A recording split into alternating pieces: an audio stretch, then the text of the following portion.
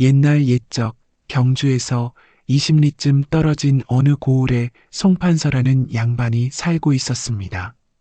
송판서는 예순을 훌쩍 넘긴 나이로 벼슬에서 물러난 지 오래였지만 여전히 넓은 저택과 수십 명의 하인을 거느린 부유한 양반이었지요. 그의 저택은 마을에서도 손꼽히는 큰 규모였는데 기와집이 여러 채 늘어서 있고 넓은 마당에는 오래된 은행나무가 서 있었어요. 하지만 송판서에게는 남모를 고민이 하나 있었는데 그것은 바로 3년 전에 맞아들인 후처 때문이었습니다. 첫 부인이 병으로 세상을 떠난 후 송판서는 외로움을 견디지 못해 젊은 여인을 후처로 맞아들였던 것이지요.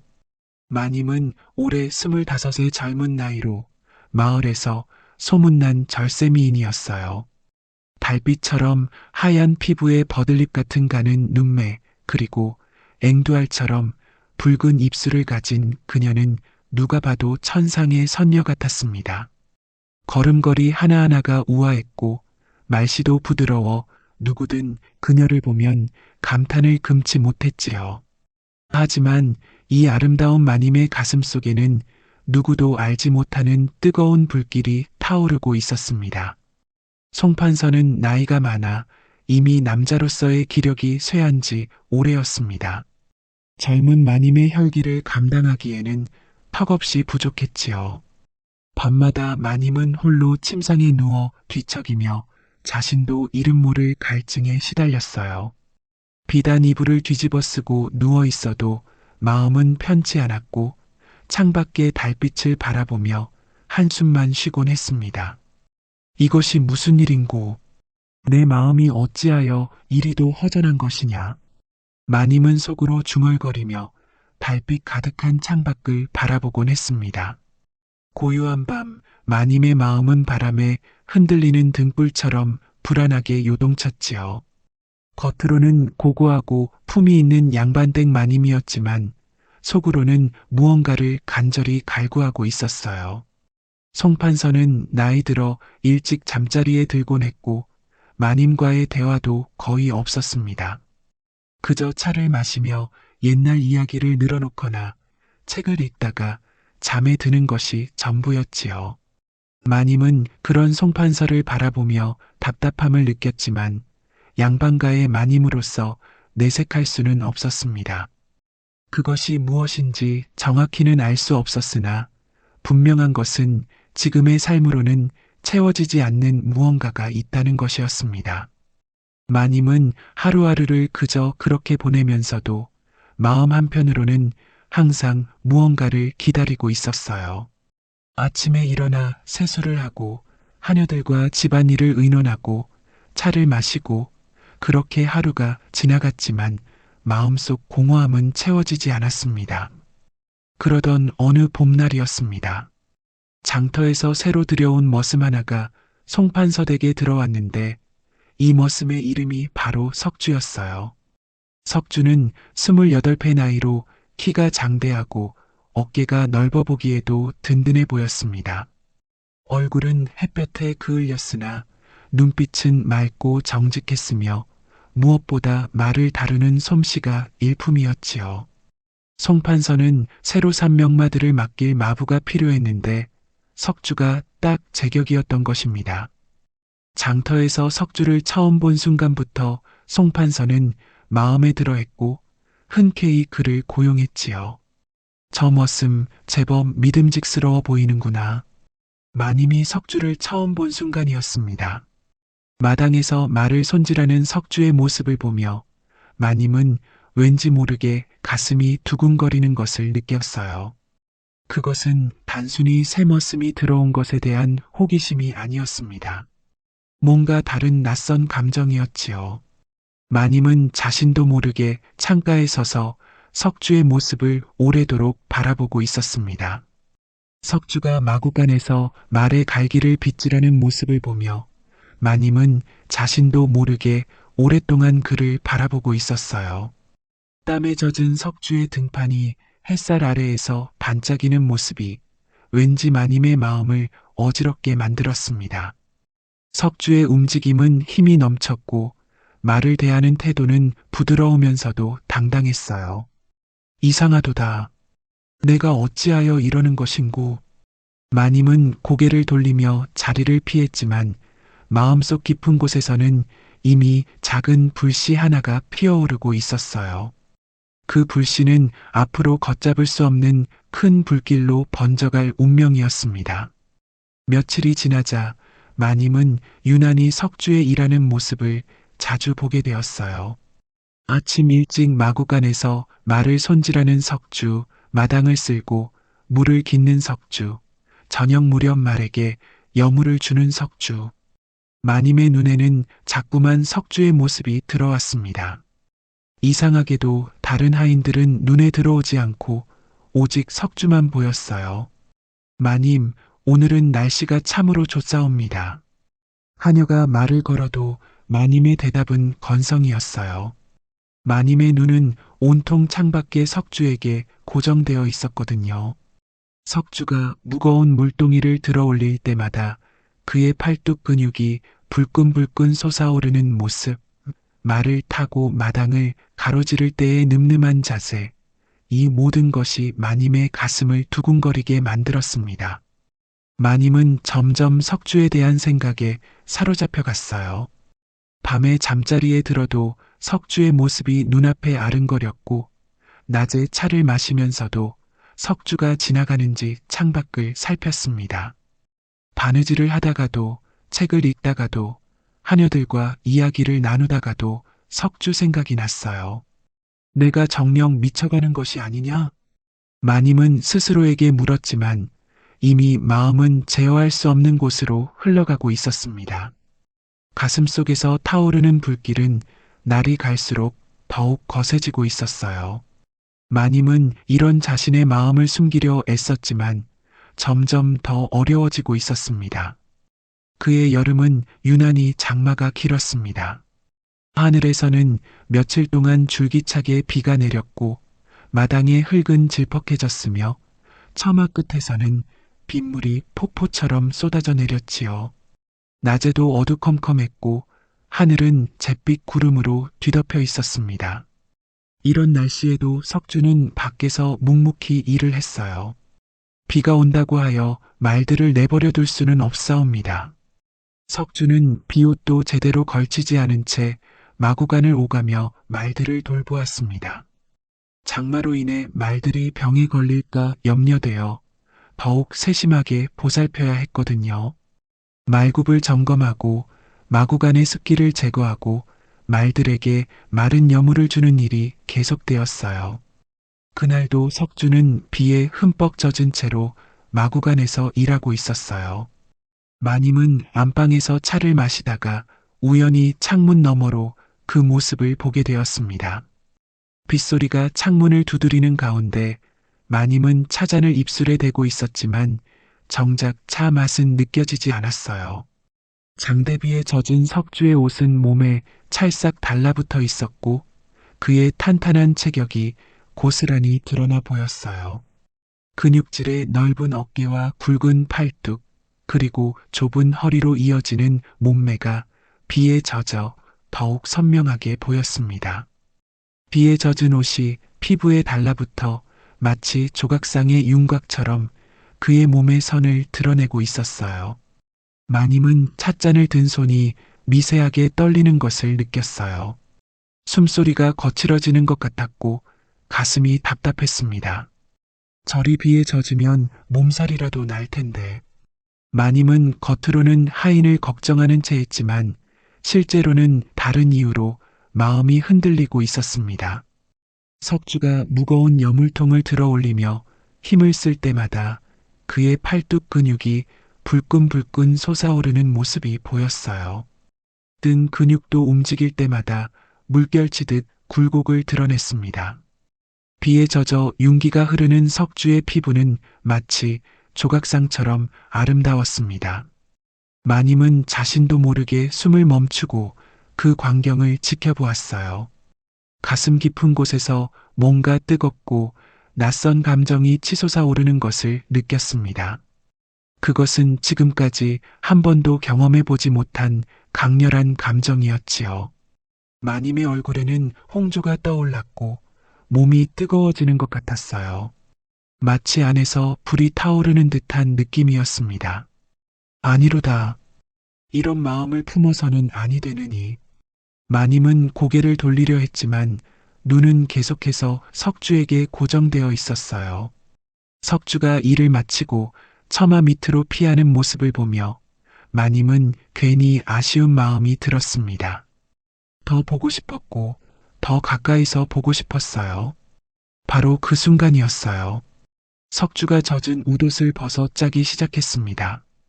비에 흠뻑 젖은 옷에서 물이 뚝뚝 떨어지는데 상반신이 그대로 드러난 석주의 몸은 정말 장관이었어요. 넓은 가슴과 탄탄한 복부, 그리고 굵직한 팔뚝이 희미한 햇살 한 줄기와 함께 마님의 눈에 들어왔습니다. 석주의 몸에는 군더더기 없이 단단한 근육만이 가득했고 일하며 다진 몸은 완벽한 비율을 자랑하고 있었어요. 마님은 그만 찻잔을 놓쳐버리고 말았습니다. 어머나, 다행히 찻잔은 깨지지 않았지만 차는 방바닥에 쏟아졌습니다. 마님은 황급히 걸레를 가져와 닦으면서도 마음은 온통 석주 생각뿐이었어요. 손이 떨려서 제대로 닦지도 못했고 자꾸 창밖을 훔쳐보게 되었습니다. 내가 정녕 어찌 된 것이냐? 마님은 자신의 마음 상태를 도무지 이해할 수가 없었습니다. 지금까지 살면서 이런 감정을 느껴본 적이 없었거든요. 하지만 분명한 것은 석주를 보는 순간 가슴 깊은 곳에서 무언가 타오르기 시작했다는 것이었어요. 이 감정이 무엇인지, 왜 이런 감정이 드는지 마님 자신도 정확히 알 수 없었지만 거부할 수 없는 강렬함이 있었습니다. 그날 밤 마님은 잠을 이루지 못했습니다. 눈을 감으면 비에 젖은 석주의 모습이 아른거렸고 그의 탄탄한 몸매가 계속해서 머릿속을 맴돌았어요.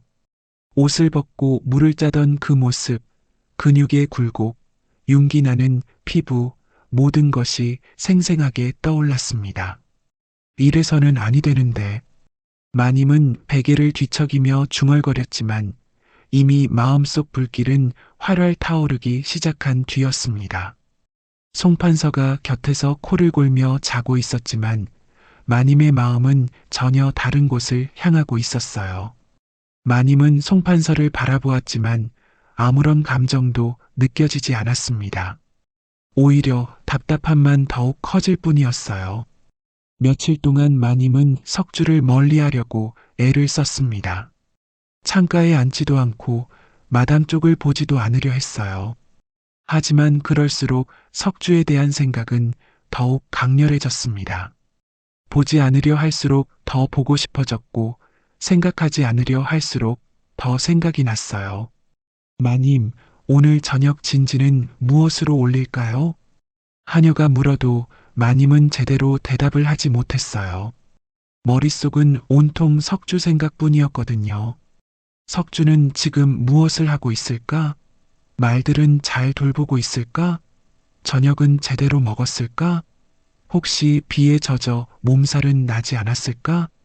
마님의 하루는 온통 석주에 대한 생각으로 가득 차 있었습니다. 아침에 눈을 뜨면 석주가 생각났고 밤에 잠들 때도 석주가 생각났어요. 마님은 자신이 점점 깊은 곳으로 빠져들고 있다는 것을 알았지만 멈출 수가 없었습니다. 며칠 후 마님은 더 이상 자신의 마음을 억제할 수 없었습니다. 석주에 대한 생각이 하루 종일 머릿속을 떠나지 않았고 밤마다 그를 꿈속에서 만나곤 했어요. 꿈에서 석주는 마님에게 다가와 미소를 지었고 마님은 그 꿈에서 깨어나고 싶지 않았습니다. 이럴 수는 없도다. 직접 알아봐야겠구나. 마님은 결심을 굳히고는 석주가 어디서 무엇을 하며 지내는지 알아보기로 했습니다.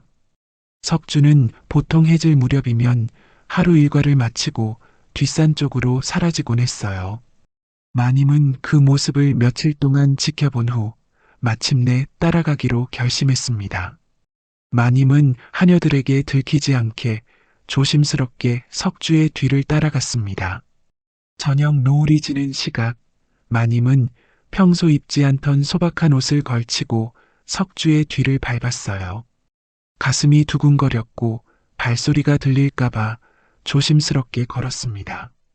뒷산 중턱에는 마곡간 옆에 작은 방 하나가 있었는데 그곳이 바로 석주가 머무는 곳이었어요. 방은 작았지만 깨끗하게 정리되어 있었고 주변에는 말을 손질하는 도구들이 놓여 있었습니다. 저기가 석주의 처소로구나.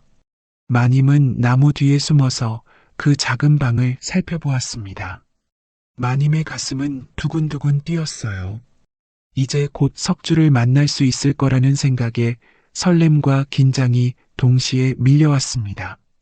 마님은 어떻게 다가가야 할지, 무슨 말을 해야 할지 머릿속으로 계속 생각했어요. 그런데 바로 그때였어요. 작은 방의 문이 열리면서 누군가 나오는 모습이 보였습니다. 하지만 그것은 석주가 아니었어요. 젊은 여인 하나가 문을 열고 나오는 것이었습니다. 여인의 얼굴에는 수줍은 미소가 가득했고 걸음걸이가 가벼워 보였어요. 저 계집은 누구냐? 마님은 깜짝 놀랐어요. 그 여인은 바로 송판서댁에서 일하는 여종 매화였습니다. 매화는 19살의 어린 나이였지만 순박하고 정직한 성품으로 집안 사람들의 사랑을 받고 있었어요. 얼굴은 그다지 곱지 않았지만 맑은 눈빛과 착한 성품 때문에 모두가 좋아하는 아이였습니다. 매화가 어찌하여 저기서 나오는 것이냐? 마님은 의아해하며 더 가까이 다가갔습니다. 바로 그 순간이었어요. 작은 방 안에서 석주의 목소리가 들려왔습니다. 매화야, 벌써 돌아가야 하느냐? 석주의 목소리는 부드러웠고 아쉬움이 묻어 있었어요. 네, 오라버니. 너무 늦으면 들킬까 염려되옵니다. 매화의 목소리도 다정했고 석주를 향한 애정이 가득했습니다. 그렇다면 어쩔 수 없구나. 내일도 올 수 있겠느냐? 물론이옵지요. 오라버니를 위해서라면 어디든 가겠나이다. 두 사람의 대화를 듣는 순간 마님은 마치 머리를 망치로 얻어맞은 것 같은 충격을 받았어요. 가슴이 철렁 내려앉는 것 같았고 눈앞이 아찔해졌습니다. 설마 저 둘이. 마님은 믿고 싶지 않았지만 상황은 너무도 명확했습니다. 작은 방문 앞에서 석주와 작별 인사를 나누는 매화의 모습을 보니 둘 사이의 관계가 어떤 것인지 짐작할 수 있었어요. 더군다나 매화의 옷매무새가 어딘가 어수선해 보였고 얼굴에는 수줍은 홍조가 어려 있었습니다. 머리카락도 조금 흐트러져 있었고 석주를 바라보는 눈빛이 너무나 애틋했어요. 마님의 가슴 속에서는 질투와 분노가 동시에 치솟았습니다. 어찌 감히. 마님은 주먹을 불끈 쥐었습니다. 손톱이 손바닥을 파고들 정도로 세게 쥐었지만 아픔은 느껴지지 않았어요. 자신이 그토록 애타게 생각하던 석주가 다른 여자와 이미 깊은 사이였다는 사실이 도저히 받아들여지지 않았습니다. 더군다나 그 상대가 자신보다 한참 어리고 신분도 낮은 여종이라는 것이 더욱 자존심을 상하게 했습니다. 매화가 산길을 내려가는 모습을 지켜본 마님은 석주를 향한 마음이 더욱 간절해지는 것을 느꼈어요. 질투는 오히려 욕망을 더욱 키웠고 마님의 마음은 더욱 불타올랐습니다. 아니로다. 나는 마님이고 저 계집은 고작 여종에 불과하지 않느냐. 마님은 자신을 달래며 중얼거렸습니다. 석주도 분명 나를 더 좋아할 것이로다. 나는 아름답고 고귀한 몸이 아니냐.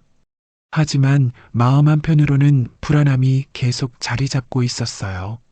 매화와 석주 사이에 이미 깊은 정이 있다는 것을 확인한 지금 자신이 끼어들 여지가 있을지 확신할 수 없었습니다. 그들의 대화에서 느껴지는 애정은 진심이었고 서로를 아끼는 마음이 역력했어요. 마님은 나무 뒤에 숨어 석주의 방을 한참 동안 바라보았습니다. 방 안에서는 등불이 켜지고 석주의 그림자가 벽에 비쳤어요. 마님은 그 그림자를 보며 가슴이 먹먹해지는 것을 느꼈습니다. 그날 밤 마님은 잠을 이루지 못한 채 천장만 바라보며 밤을 지새웠어요. 머릿속에서는 온갖 생각들이 복잡하게 얽혀 있었고 가슴에서는 질투의 불길이 활활 타오르고 있었습니다. 매화와 석주가 함께 있는 모습이 계속 떠올랐고 그 생각을 할 때마다 가슴이 찢어지는 것 같았어요. 그로부터 며칠이 지났지만 마님의 마음은 조금도 진정되지 않았습니다. 오히려 날이 갈수록 석주에 대한 갈망은 더욱 커져만 갔어요. 매화와 석주의 관계를 알게 된 후로는 질투심까지 더해져서 마님의 마음은 더욱 복잡해졌습니다.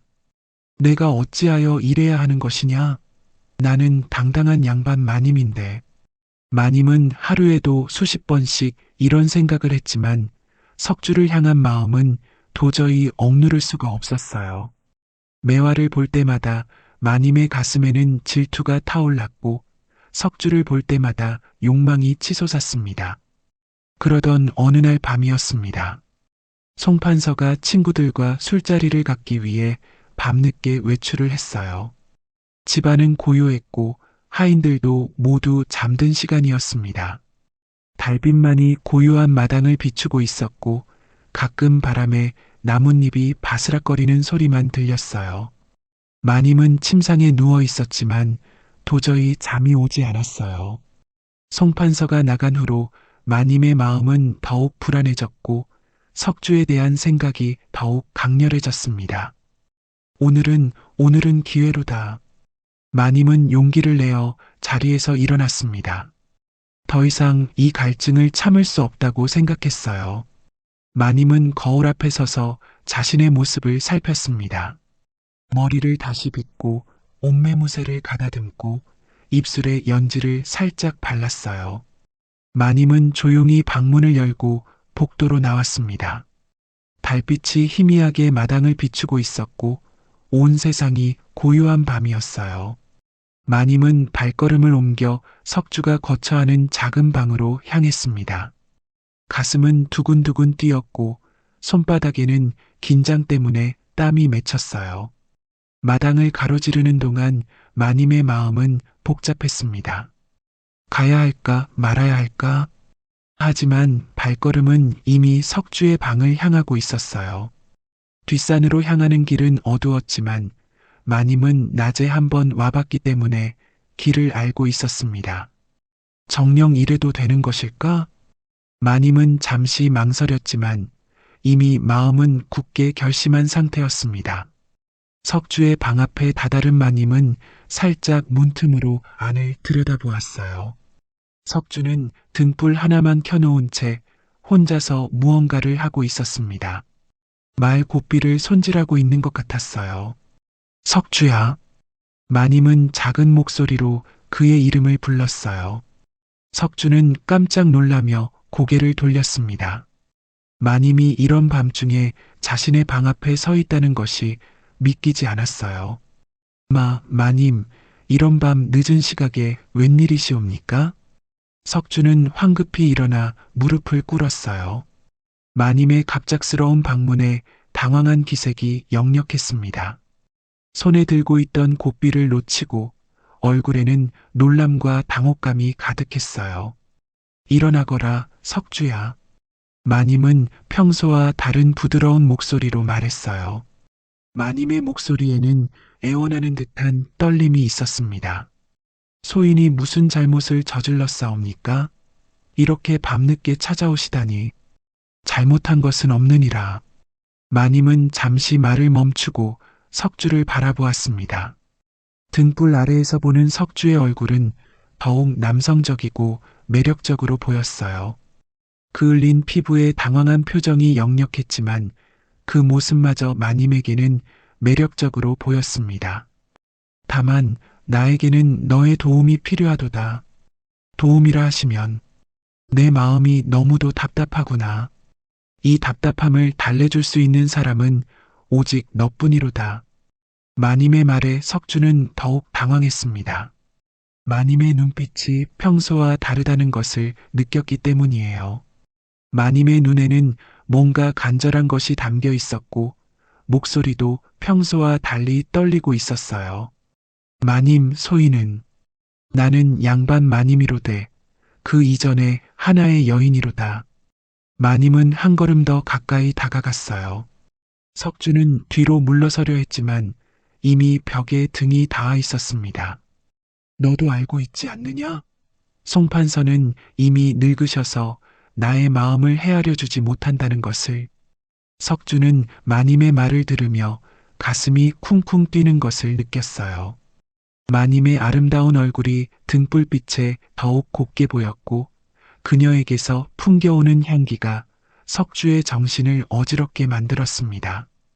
달콤하면서도 은은한 향기가 작은 방 안을 가득 채웠어요. 마님, 이런 일은 옳지 않사옵니다. 석주는 마지막 이성을 붙잡으려 했지만 마님은 이미 그의 곁까지 다가와 있었어요. 마님의 얼굴이 너무 가까이 있었고 그녀의 숨소리까지 느껴졌습니다. 옳고 그름이 무엇이 중요하냐? 지금 내게 필요한 것은 위로뿐이로다. 마님은 석주의 손을 잡았습니다. 그 순간 두 사람 모두 전율을 느꼈어요. 마님의 부드러운 손과 석주의 거친 손이 만나는 순간 뭔가 뜨거운 것이 두 사람 사이를 흘렀습니다. 마님, 더 이상 말하지 마라. 오늘 밤만은 그저 한 남자와 한 여자일 뿐이로다. 결국 두 사람 사이에 금단의 선이 무너지는 순간이었습니다. 달빛이 스며드는 작은 방 안에서 양반 마님과 머슴은 신분의 경계를 넘어 하나가 되었어요. 등불이 흔들리며 두 사람의 그림자를 벽에 들이었고 밤은 깊어만 갔습니다. 그날 밤은 마님에게도 석주에게도 결코 잊을 수 없는 밤이 되었습니다. 마님은 지금까지 느껴보지 못한 짜릿한 쾌락에 완전히 빠져들었고 석주는 마님의 성숙한 여인으로서의 매력에 압도당했어요. 마님이 보여준 열정과 간절함은 순박한 매화와는 전혀 다른 것이었습니다. 석주야, 너 없이는 살 수 없을 것 같구나. 마님은 석주의 품에 안겨 속삭였습니다.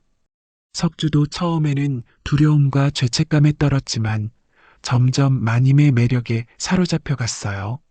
마님의 부드러운 피부, 달콤한 향기, 뜨거운 열정, 모든 것이 석주를 압도했습니다. 새벽이 밝아오자 마님은 조심스럽게 자신의 방으로 돌아갔습니다. 하지만 두 사람의 가슴 속에는 이미 지울 수 없는 불씨가 타오르고 있었어요. 마님은 방으로 돌아와서도 한참 동안 잠들 수 없었고 석주는 방 안을 서성이며 무슨 일이 일어난 것인지 정리할 수 없었습니다. 그날 밤 이후 석주의 마음은 완전히 혼란에 빠졌습니다. 마님과의 그 밤은 그에게 너무도 강렬하고 충격적인 경험이었어요. 지금까지 순박한 매화와의 순수한 사랑만 알던 석주에게 마님이 보여준 성숙한 여인의 매력은 감당하기 어려운 것이었습니다. 매화와의 사랑은 청순하고 소박했어요. 손을 잡는 것만으로도 얼굴이 빨개지고 서로를 바라보는 것만으로도 행복했습니다. 하지만 마님과의 밤은 전혀 달랐어요. 뜨겁고 열정적이었으며 석주가 상상도 못했던 쾌락이 있었습니다. 며칠 동안 석주는 제대로 일에 집중할 수도 없었어요. 마님과의 그 밤이 자꾸만 떠올랐고 동시에 매화에 대한 죄책감도 무겁게 짓눌렀습니다. 말을 손질하다가도 멍하니 있곤 했고 여물을 주다가도 다른 생각에 빠져들었어요. 내가 무슨 짓을 한 것이냐? 석주는 혼자 중얼거리며 괴로워했어요. 한편 매화는 석주의 달라진 모습을 눈치채고 있었습니다. 평소 다정하던 석주가 요즘 들어서는 어딘지 모르게 어색하고 부자연스러웠거든요. 눈을 마주치지 않으려 하고 대화도 예전처럼 편하지 않았어요. 오라버니, 요즘 어찌하여 그리 심란해 보이시옵니까? 어느 날 저녁 매화가 석주의 방에서 물어보았습니다. 석주는 매화의 손을 잡아주지도 않고 예전처럼 따뜻한 미소를 짓지도 않았어요. 무슨 말이냐? 석주는 매화의 눈을 피하며 대답했습니다. 예전과 다르시옵니다. 소녀와 함께 계실 때에도 마음이 다른 곳에 있으신 것 같사옵니다. 매화의 말에 석주는 더욱 당황했습니다. 매화는 정말 순수하고 착한 아이였는데 자신이 그런 매화를 배신했다는 생각에 가슴이 아팠어요. 매화의 맑은 눈동자를 보니 더욱 죄책감이 밀려왔습니다. 매화야, 미안하구나. 석주는 결국 눈물을 흘리며 매화에게 고백했습니다. 더 이상 숨길 수 없었어요. 나는 돌이킬 수 없는 일을 저질렀도다. 무슨 말씀이시옵니까? 매화의 목소리가 떨렸습니다. 불길한 예감이 들었어요. 마님과 그런 일이 있었도다. 매화는 석주의 말을 듣는 순간 얼굴이 하얗게 질렸어요. 눈앞이 캄캄해지고 다리에 힘이 풀리는 것 같았습니다. 그것이 무슨 정령이시옵니까? 정말 미안하구나, 매화야. 나도 어찌 된 일인지 모르겠도다. 석주는 무릎을 꿇고 매화에게 사죄했습니다. 고개를 들 수 없었고 매화를 바라볼 용기도 나지 않았어요. 마님께서 갑자기 내 방으로 오셔서 나는 거부할 수가 없었도다. 매화는 한동안 아무 말도 하지 못했어요. 자신이 그토록 사랑하던 석주가 다른 여자와 그런 관계가 되었다는 사실이 믿어지지 않았습니다.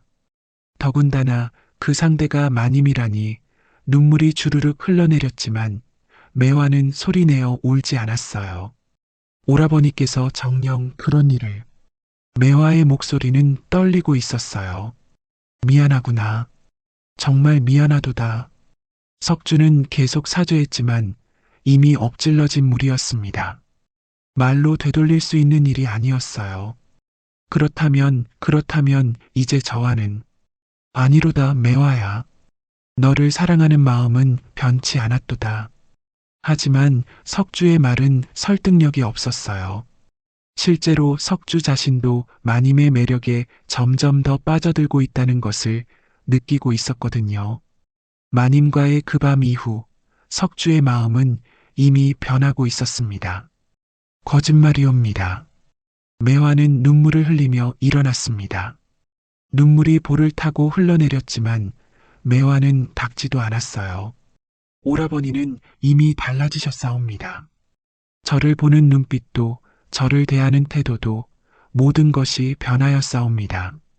매화야, 이제 그만하옵소서. 소녀는 오라버니를 기다리지 않겠나이다. 매화는 그 말을 남기고 석주의 방을 나가버렸습니다. 뒤돌아보지도 않고 빠른 걸음으로 산길을 내려갔어요. 석주는 매화의 뒷모습을 바라보며 가슴이 찢어지는 듯한 아픔을 느꼈습니다. 하지만 동시에 마님에 대한 갈망도 점점 커져가고 있었습니다. 그날 밤부터 석주는 완전히 갈등 속에 빠져들었어요. 매화에 대한 죄책감과 마님에 대한 욕망 사이에서 괴로워하며 자신이 어떻게 해야 할지 알 수 없었습니다. 한편 마님은 석주와의 그 밤 이후로 더욱 대담해졌어요. 틈만 나면 석주를 불러내어 은밀한 시간을 보냈고 석주도 점점 그런 관계에 익숙해져 갔습니다. 마님의 부름을 거부할 수 없었고 거부하고 싶지도 않았어요. 결국 석주는 매화보다는 마님 쪽으로 마음이 기울어지고 있었어요. 마님의 성숙한 매력과 열정은 순박한 매화가 줄 수 없는 것이었거든요. 마님과 함께 있을 때의 짜릿함과 쾌락은 매화와의 순수한 사랑과는 비교할 수 없었습니다. 석주야, 나만 보거라.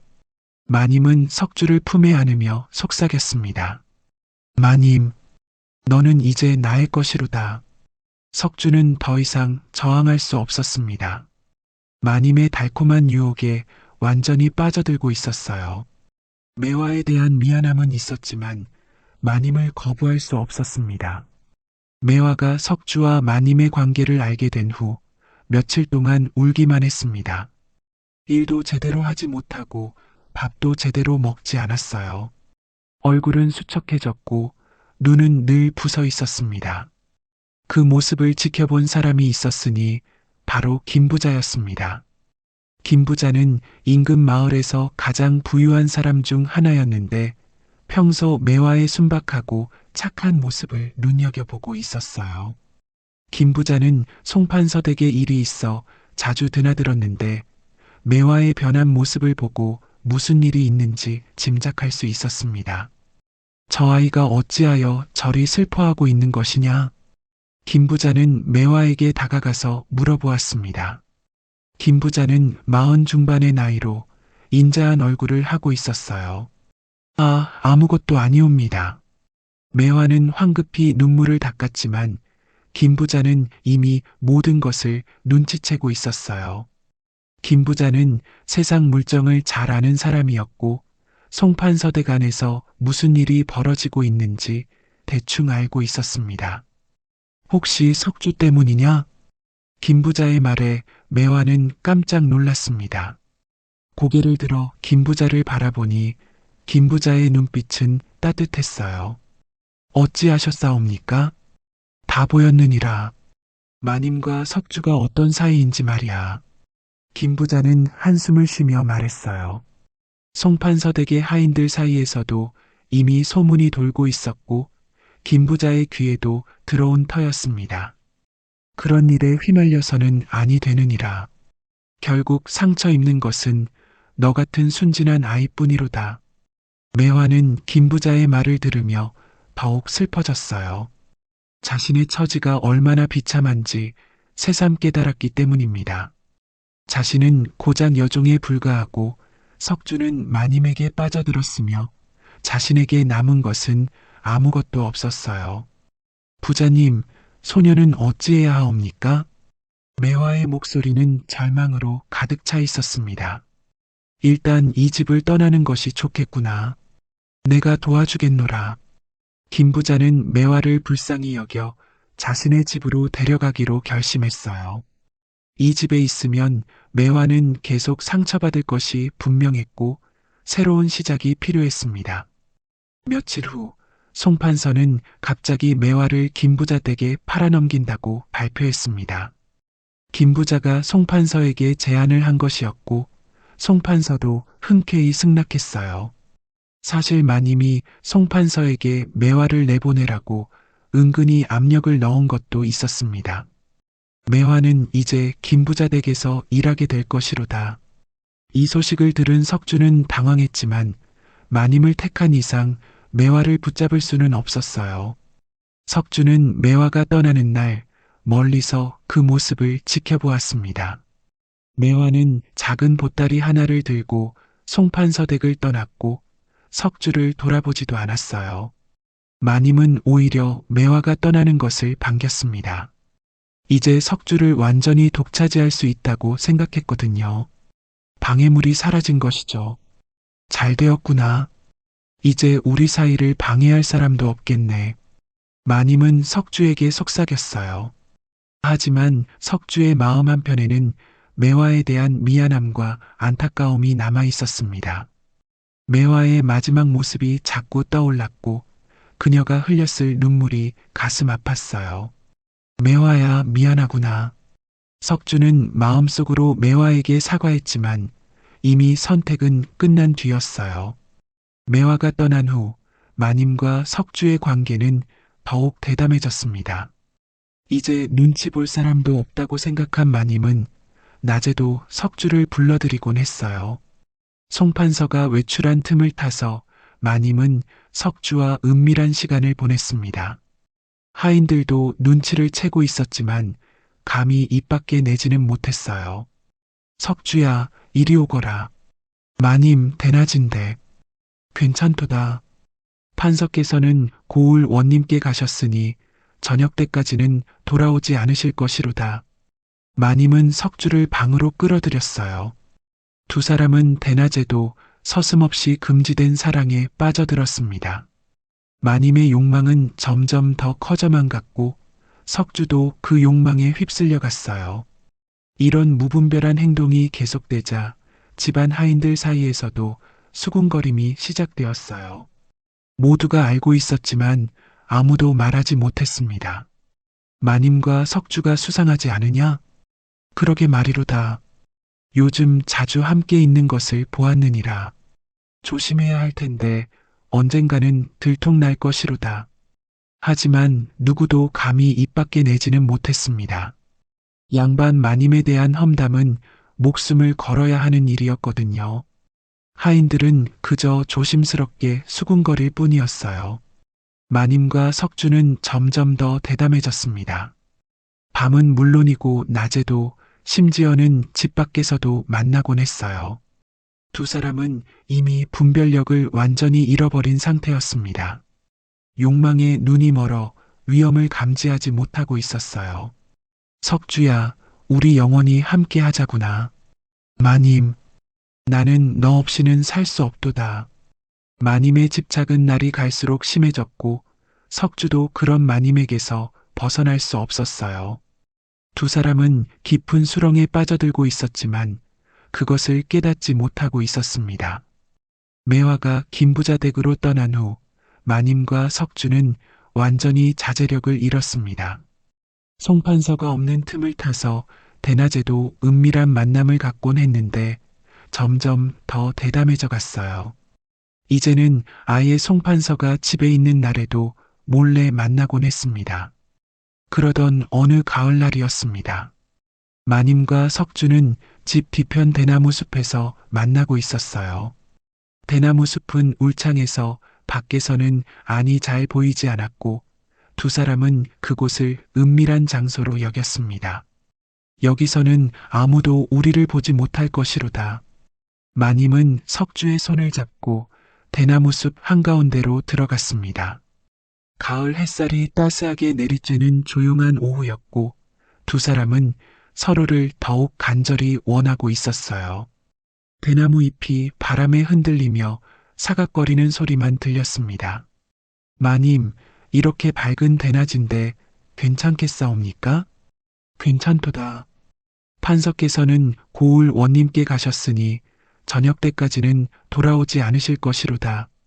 마님은 석주의 걱정을 일축했습니다. 마님은 이미 분별력을 잃은 상태였고 오직 석주와 함께 있고 싶다는 욕망만이 가득했어요. 두 사람은 대나무 숲 한가운데에서 뜨거운 사랑을 나누기 시작했습니다. 하지만 바로 그때였습니다. 이게 무슨 꼴이냐? 갑자기 우렁찬 목소리가 대나무 숲을 가로질렀습니다. 마님과 석주는 깜짝 놀라서 서로를 바라보았어요. 그 목소리는 너무나 익숙했고 두 사람은 순간 얼어붙었습니다.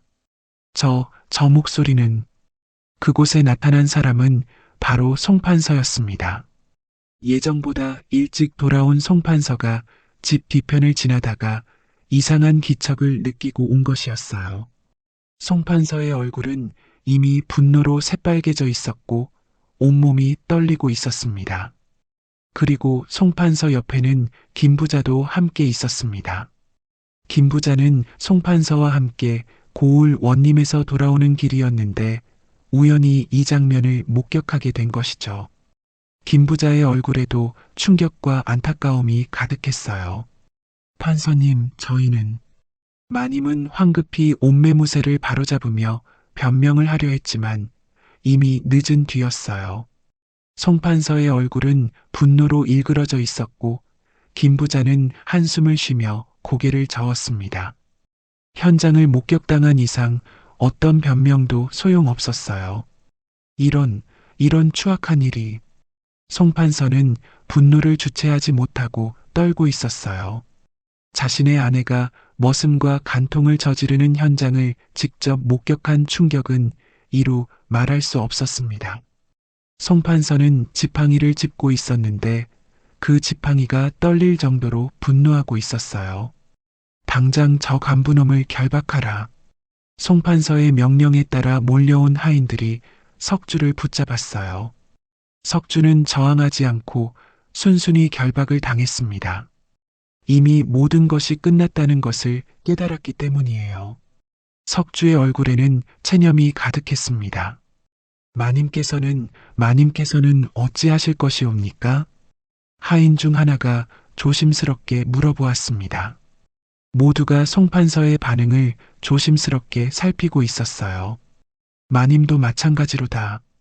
간부지에는 마땅한 벌을 받아야 하느니라. 송판서는 분노에 찬 목소리로 외쳤어요. 조선시대의 간통은 매우 중한 죄였고 특히 양반가의 마님이 머슴과 간통을 저질렀다는 것은 용서받을 수 없는 일이었습니다. 집안의 명예가 땅에 떨어진 것이었어요. 판서님, 제발.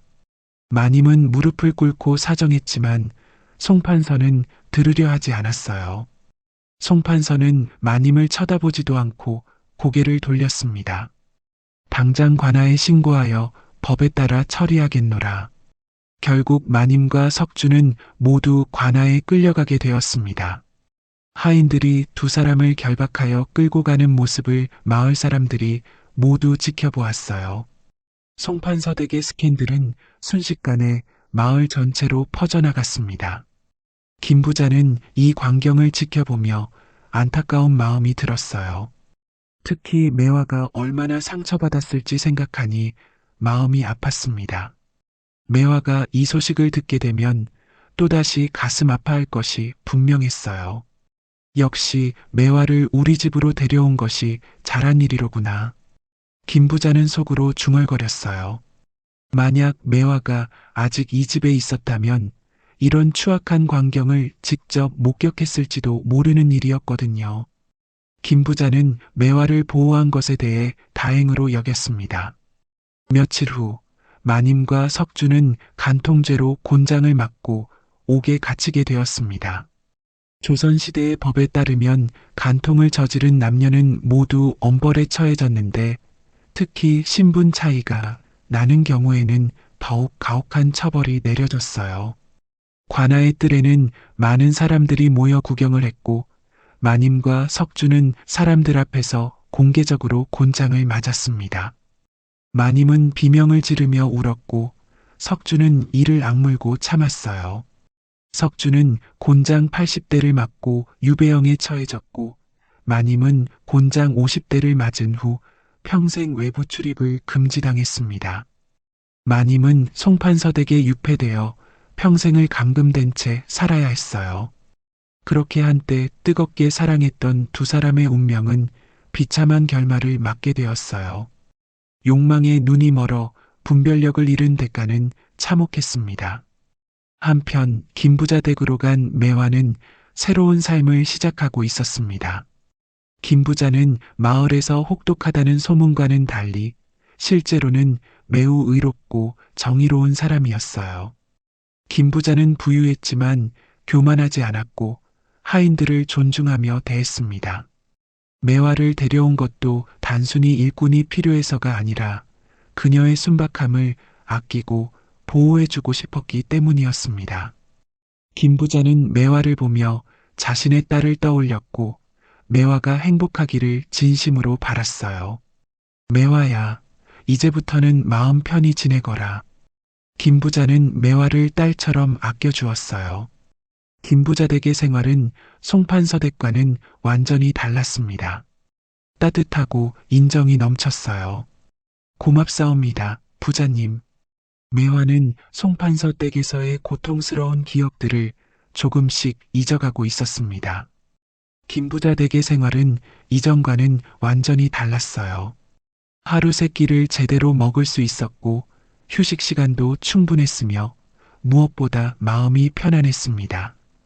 김부자는 하인들을 가족처럼 대해주었고 매화에게도 충분한 휴식과 좋은 음식을 제공해 주었습니다.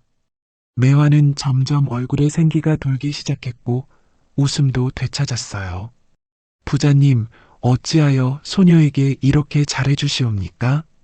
어느 날 매화가 궁금해서 물어보았어요. 김부자의 친절이 낯설기도 하고 감사하기도 했습니다. 너 같은 착한 아이가 고생하는 것을 보기가 안쓰러워서 그러하느니라. 김 부자는 따뜻한 미소를 지으며 대답했습니다. 세상에는 나쁜 사람들도 많지만 너처럼 순수하고 착한 사람도 있느니라. 그런 사람들이 행복하게 살 수 있어야 세상이 아름다워지는 것이로다. 매화는 김 부자의 말을 듣고 가슴이 뭉클해졌어요. 지금까지 만났던 어떤 사람보다도 김 부자가 진정한 어른다운 모습을 보여주고 있다고 생각했습니다. 매화는 김 부자를 진심으로 존경하게 되었어요. 그러던 어느 날 매화는 송판서 댁에서 일어난 일들에 대한 소식을 듣게 되었어요. 김 부자 댁의 하인 하나가 장터에서 들은 소문을 전해준 것이었습니다. 송판서 댁에 큰일이 났다더구나. 김 부자가 심각한 표정으로 말했습니다. 매화는 가슴이 철렁 내려앉았어요. 무슨 일이옵니까? 마님과 석주가 간통죄로 붙잡혔단다. 매화는 이 소식을 듣는 순간 복잡한 감정에 휩싸였어요. 한편으로는 자신을 배신한 석주에 대한 원망이 있었지만 다른 한편으로는 안타까운 마음도 들었습니다. 한때 사랑했던 사람이었기 때문이에요. 그래서 어찌 되었사옵니까? 매화의 목소리는 떨리고 있었습니다. 석주는 곤장을 맞고 유배를 떠났고 마님은 평생 외출 금지령을 받았다고 하는구나. 김 부자는 한숨을 쉬며 계속했어요. 욕망에 눈이 멀면 결국 이런 결과를 맞게 되는 법이로다. 매화는 석주의 최후를 듣고 마음이 아팠습니다. 그래도 한때는 진심으로 사랑했던 사람이었거든요. 눈물이 주르륵 흘러내렸지만 이번에는 슬픔보다는 안도감이 더 컸어요. 매화야, 너는 현명한 선택을 한 것이로다. 김 부자가 매화의 어깨를 토닥이며 말했어요. 만약 그때 석주를 끝까지 기다렸다면 너도 함께 불행해졌을 것이로다. 네, 부자님 말씀이 옳다옵니다. 매화는 고개를 끄덕였어요. 이제서야 자신이 석주를 포기한 것이 얼마나 다행인 일이었는지 깨달았습니다. 만약 석주와 계속 관계를 유지했다면 지금쯤 자신도 큰 상처를 입었을 것이 분명했어요. 시간이 흘러 매화는 김 부자 댁에서 완전히 새로운 삶을 찾았어요. 김 부자는 매화의 착한 성품을 더욱 아끼게 되었고 나중에는 아이의 양녀로 입적시켜주기까지 했습니다. 이것은 매화에게는 상상도 못했던 일이었어요. 이제부터 너는 내 딸이나 마찬가지로다. 김 부자의 이 한마디에 매화는 감격에 눈물을 흘렸어요. 어려서 부모를 잃고 종살이를 하며 살아온 매화에게는 꿈 같은 일이었습니다. 매화는 김 부자에게 큰 절을 올리며 감사의 마음을 표했어요. 몇 해가 흐른 후 매화는 김 부자가 소개해준 좋은 총각과 혼인을 하게 되었어요. 그 총각은 인근 마을의 서당 훈장으로 학식이 깊고 인품이 훌륭한 사람이었습니다. 나이는 25으로 매화보다 6살 많았지만 매화를 진심으로 아끼고 존중해 주었어요. 혼인식 날 매화는 아름다운 신부가 되어 행복한 미소를 짓고 있었어요. 고운 비단 홀레복을 입은 매화는 정말 아름다웠고 얼굴에는 행복이 가득했습니다. 김 부자는 매화의 혼인식을 지켜보며 뿌듯한 마음이 들었습니다. 착한 사람에게는 결국 좋은 일이 생기는구나. 한편 감옥에서 풀려난 마님은 완전히 초라한 모습이 되어 있었어요. 한때 마을에서 가장 아름다운 여인이라고 불렸던 그녀도 이제는 늙고 초췌한 모습으로 쓸쓸히 여생을 보내고 있었습니다. 곤장을 맞은 후유증으로 몸도 많이 상했고 정신적 고통도 컸어요. 마님은 송판서 댁에 유폐되어 평생을 보냈는데 송판서는 마님을 다시는 보지 않았고 대화도 하지 않았어요. 마님은 작은 방 하나에 갇혀 하루하루를 후회하며 살았습니다. 석주는 유배지에서 외롭게 죽음을 맞았다는 소식도 들려왔어요. 유배지의 추운 겨울을 견디지 못하고 병에 걸려 숨을 거두었다고 했습니다. 결국 욕망에 눈이 멀어 잘못된 선택을 한 사람들의 최후는 비참했던 것입니다. 하지만 의리와 정절을 지킨 매화는 진정한 행복을 찾을 수 있었어요. 매화는 훌륭한 남편과 함께 아이들을 낳고 행복한 가정을 꾸렸습니다. 김부자도 매화의 행복한 모습을 보며 흐뭇해했지요. 매화의 집에는 웃음소리가 끊이지 않았고 남편은 매화를 소중히 여겼어요. 이것이 바로 하늘의 이치로구나. 선한 사람에게는 복이 오고 악한 사람에게는 화가 온다는 것이. 김부자는 매화의 집을 방문할 때마다 이렇게 말하곤 했습니다. 매화는 두 아들과 한 딸을 낳았고 아이들은 모두 건강하고 착하게 자랐어요. 이렇게 해서 우리의 이야기가 끝이 났습니다. 마님과 석주는 순간의 욕망에 눈이 멀어 모든 것을 잃고 말았지만 매화는 흔들리지 않는 의리와 올바른 선택으로 결국 진정한 사랑과 행복을 얻을 수 있었어요. 세상살이에서 가장 중요한 것은 욕망을 조절하는 지혜와 옳고 그름을 분별하는 능력이라는 교훈을 얻을 수 있는 이야기였습니다. 또한 진정한 사랑이란 상대방을 소유하려는 욕심이 아니라 서로를 존중하고 아끼는 마음에서 시작된다는 것도 깨달을 수 있었지요. 마님과 석주는 금지된 쾌락에 빠져 파멸의 길을 걸었지만 매화는 올바른 길을 선택하여 진정한 행복을 얻었습니다. 이것이 바로 하늘의 이치이며 우리 조상들이 전하고자 했던 가르침이었어요.